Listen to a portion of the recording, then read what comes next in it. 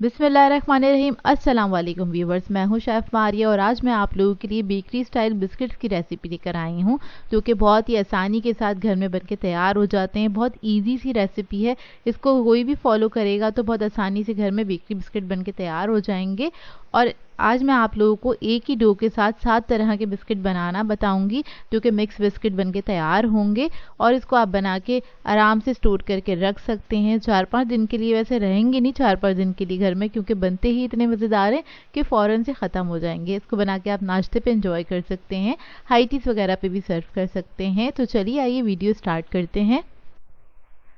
इसके लिए हमें चाहिए होगा मक्खन। मक्खन मैंने लिया था 200 ग्राम्स के बराबर। ये सॉफ्ट बटर है, तो सेमी सॉफ्ट होना चाहिए बटर, ना ही इसके लिए बहुत ज़्यादा आपको रनी बटर चाहिए, ना ही बहुत ज़्यादा हार्ड होना चाहिए।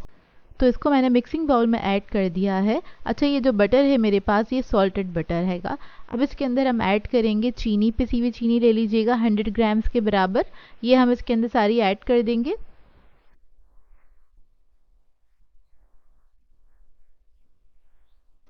थोड़ा सा नमक ऐड करेंगे 1 चुटकी के बराबर। अब इसको बीट करना स्टार्ट करेंगे। तकरीबन 3 से 4 मिनट तक आपने इसको अच्छी तरीके से बीट कर लेना है। ये मिक्सचर जो है थोड़ा सा फ्लफी हो जाएगा और कलर में लाइट हो जाएगा इस तरह से। तो मशीन को इस स्टेज पे हम स्टॉप कर लेंगे। इधर मैं आपको दिखा देती हूँ किस तरह से होगा, लाइट और फ्लफी हो जाता है। ये देखिए।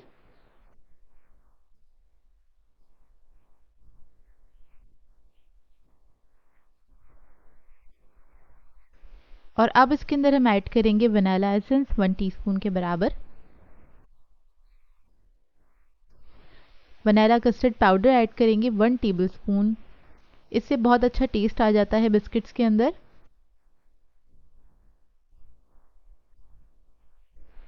पाउडर मिल्क ऐड करेंगे 1 टेबलस्पून।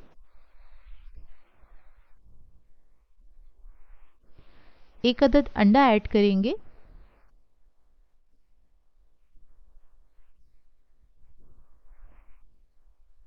अब क्या करेंगे, जो चारों तरफ बटर लगा हुआ है उसको सब समेट लेंगे अच्छे से।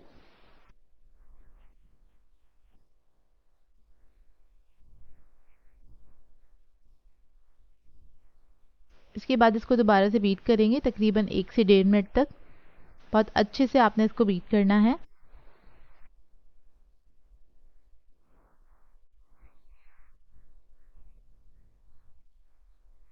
इसके अंदर मैं ऐड कर रही हूँ yellow food colour, few drops add करे हैं। इससे क्या होगा कि बिस्किट्स जो हैं हमारे बहुत अच्छे बन के तैयार होंगे, मतलब दिखने में अच्छे लगेंगे। बैटर चेक कर लेंगे और चारों तरफ से भी आपने इसको स्क्रैप कर लेना है, अच्छी तरीके से निकाल लेना है, ताकि हम दोबारा से मिक्स करें तो बटर जो है वो अच्छी तरीके से मिक्स हो जाए। एक और बार मिक्स करेंगे इसको, बस हल्का सा बीट करेंगे।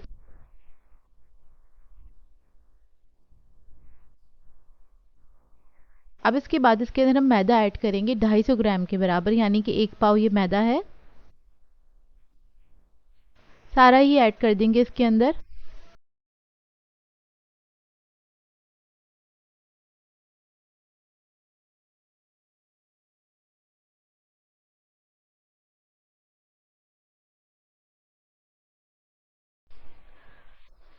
अब क्या करेंगे, मिक्सिंग बाउल को कवर करेंगे और इसको बीट करना स्टार्ट करेंगे। इसको बस आपने 1 मिनट तक ही बीट करना है।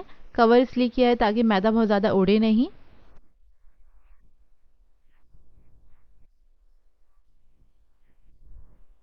तो ये देखिए अच्छे से मिक्स हो गया है। चारों तरफ जो मैदा थोड़ा बहुत लग गया है उसको समेट देंगे, सेंटर में ले आएंगे और एक और बार अच्छे से मिक्स कर लेंगे।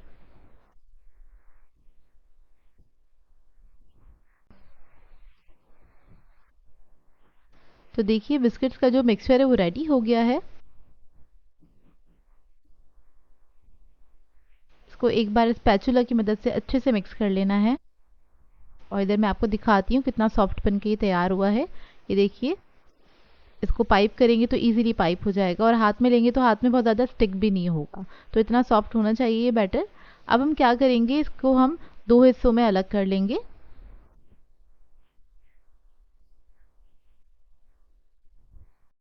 अब इस बैटर के अंदर हम ऐड करेंगे कोको पाउडर 1 टेबलस्पून के बराबर,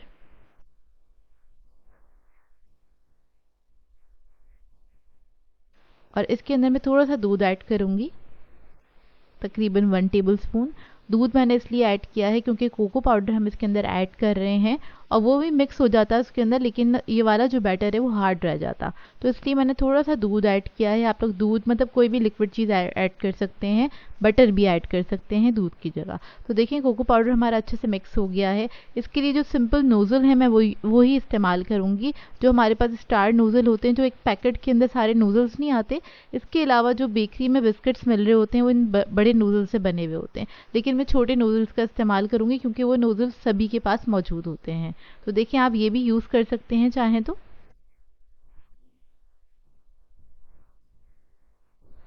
लेकिन मैं इन दोनों का इस्तेमाल करूँगी। आप क्या करेंगे, एक पाइपिंग बैग ले लेंगे, उसको मैंने कट कर लिया था, एक नोज़ल लगा दिया है उसके अंदर। इसके ऊपर हम ऐड करेंगे चॉकलेट वाला मिक्सचर, इसके अंदर ऐड कर देंगे इस तरह से। तो ये देखिए रेडी हो गया है। इसी तरीके से मैं दूसरा भी रेडी कर लूँगी।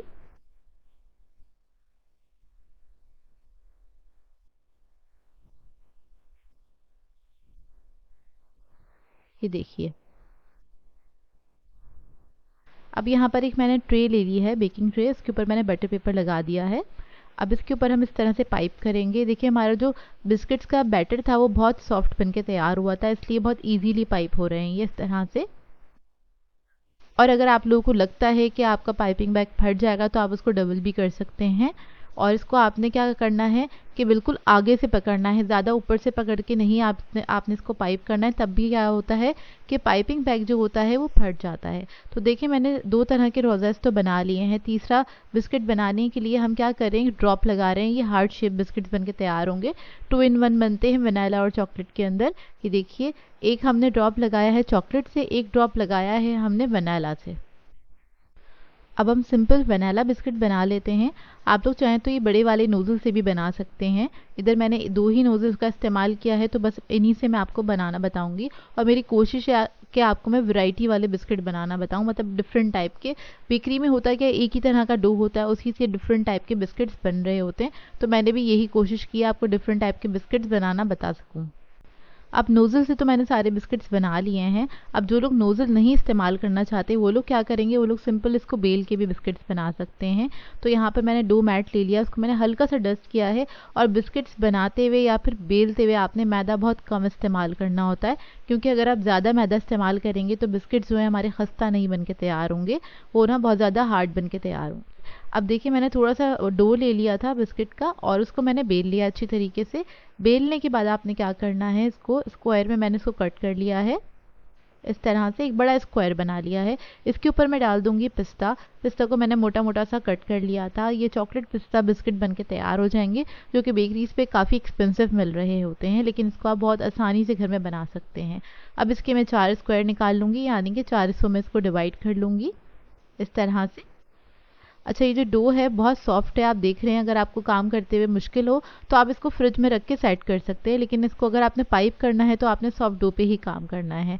यहाँ पर बस मैं आपको वैरायटी सिखाना चाह रही थी, तो बस मैंने जल्दी जल्दी से इनको बना के दिखाया है।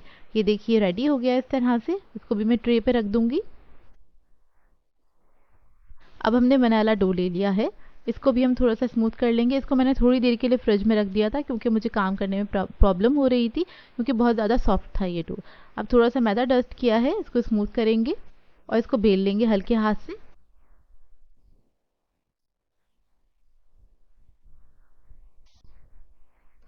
तो देखिए अच्छे से बेल लिया है। इसके बाद हमने क्या करना है, कुकी कटर ले लेना है, या फिर कोई भी राउंड चीज़ ले लीजिएगा जो आपके घर में मौजूद हो। कोई ढकना भी ले सकते हैं बॉटल का। इसको मैंने राउंड में कट कर लिया इस तरह से, और इसको भी हम ट्रे पे रख देंगे। अब सबसे सिंपल वाला बिस्किट बना के तैयार करेंगे। तो थोड़ा सा मैंने डो ले लिया है, उसको हमने हाथ पे इस तरह से राउंड कर लिया है। इसके ऊपर लगा देंगे हम कोकोनट। तो ये हमारे सिंपल वनीला कोकोनट बिस्किट बन के तैयार हो जाएंगे। आप लोग चाहें तो इसके ऊपर बादाम, पिस्ता या काजू कुछ भी लगा सकते हैं। तो इस तरीके से भी आप लोग बना सकते हैं। बहुत ही सिंपल तरीके से मैंने आपको ये सारे बिस्किट्स बनाना बताए हैं। तो देखिए इसको मैंने ट्रे पे रख दिया है। जो मैंने कट किया था उसके ऊपर हम रख देंगे बादाम मैंने कट कर लिए थे मोटे मोटे से, उसको रख देंगे। आप लोग चाहें तो बादाम, पिस्ता, काजू, अखरोट कुछ भी लगा सकते हैं इसके ऊपर, जो आपको दिल चाहे। अब जो ये हमारे जैम वाले बिस्किट्स थे उसके ऊपर हम एक डॉट लगा देंगे इस तरह से। फिंगर पे मैंने थोड़ा सा मैदा लिया था ताकि जो डो है मेरे हाथ पे चिपके नहीं। इस तरीके से हमने जगह बना लेनी है बेक करने से पहले। अब जो जैम वाले बिस्किट्स होते हैं तो उस पर आपने पहले से ही जैम लगाना होता है ताकि वो बेक होके थोड़ा सा हार्ड हो जाता है इस तरह से। तो देखिए सारे बिस्किट्स हमारे रेडी हो गए हैं और 2 ट्रे में बन के तैयार हुए हैं। अब इसको मैं बेक कर लूँगी 180 डिग्री पे। तकरीबन 15 से 17 मिनट के अंदर ये बेक होके तैयार हो जाएंगे। तो देखिए बेक हो गए हैं और माशाल्लाह से बहुत ही परफेक्ट बन के तैयार हुए थे। इस सबको हम क्या करेंगे, कूलिंग रैक पे रख देंगे या फिर आपने काउंटर टॉप पे ही छोड़ देना ठंडा करने के लिए। और ये बेक हो गए, इसकी निशानी क्या होती है, साइडों से हल्के हल्के से गोल्डन हो जाते हैं, इसका मतलब ये बेक हो गए हैं। अब यहाँ पर क्या करेंगे, जो चॉकलेट बिस्किट्स हैं उसकी हम बना लेंगे आइसिंग या फिर रॉयल आइसिंग इसको कहते हैं। तो इसके लिए मैंने 1.5 टेबल स्पून के बराबर आइसिंग शुगर ली है। 1 टीस्पून मैंने लिया था कोको पाउडर। इसके अंदर हम थोड़ा सा पानी ऐड करेंगे तकरीबन हाफ टी स्पून के बराबर, और इसको हमने मिक्स कर लेना है अच्छी तरीके से। बस आपने थोड़ा थोड़ा करके पानी ऐड करना है, बहुत ज़्यादा भी नहीं ऐड कीजिएगा। इसको थोड़ा सा हार्ड बना के तैयार करते हैं ताकि क्या है, जैसे इसको बिस्किट्स के ऊपर ऐड करते हैं ना तो ये फ़ौरन से ना हार्ड होनी स्टार्ट हो जाती है, मतलब ये सेट हो जाती है बहुत अच्छे से। अब देखें ज़रूरत है तो हम थोड़ा थोड़ा करके पानी ऐड करेंगे। फ्यू ड्रॉप्स ही इसके अंदर मैं ऐड करूँगी, चंद कतरे, और फिर इसको मिक्स करूँगी अच्छी तरीके से। तो ये देखिए आपने अच्छी तरीके से इसको मिक्स कर लेना है। तो ये बन के रेडी हो गई है। ये देखिए इस तरह से हो जाएगी। अब क्या करेंगे, थोड़ी थोड़ी सी आइसिंग ले लेंगे और इसके भी हम ड्रॉप्स लगा देंगे इस तरह से बिस्किट्स के ऊपर, जिससे इसका बहुत अच्छा कंप्लीट लुक आ जाएगा। और इसको मैं ठंडा करने के लिए हवा में छोड़ दूंगी ताकि जो आइसिंग है अच्छे से सेट हो जाए। तो देखिए बिस्किट्स हमारे बहुत अच्छे से ठंडे हो चुके हैं। यहाँ पर मैं आपको दिखा देती हूँ इसका फाइनल लुक।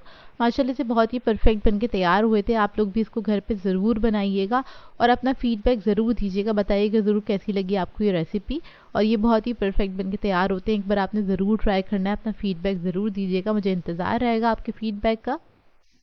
और साथ में आपने ये भी ज़रूर बताना है कि इनमें से फेवरेट बिस्किट आपका कौन सा है। सो व्यूअर्स, अगर आप लोगों को मेरी रेसिपीज़ अच्छी लगती हैं तो मेरे चैनल को सब्सक्राइब करें, लाइक करें, कमेंट ज़रूर किया करें, शेयर भी ज़रूर किया करें अपने फ्रेंड्स के साथ, फैमिली के साथ। तो मुझे अपनी दुआओं में याद रखिएगा। अल्लाह हाफ़िज़।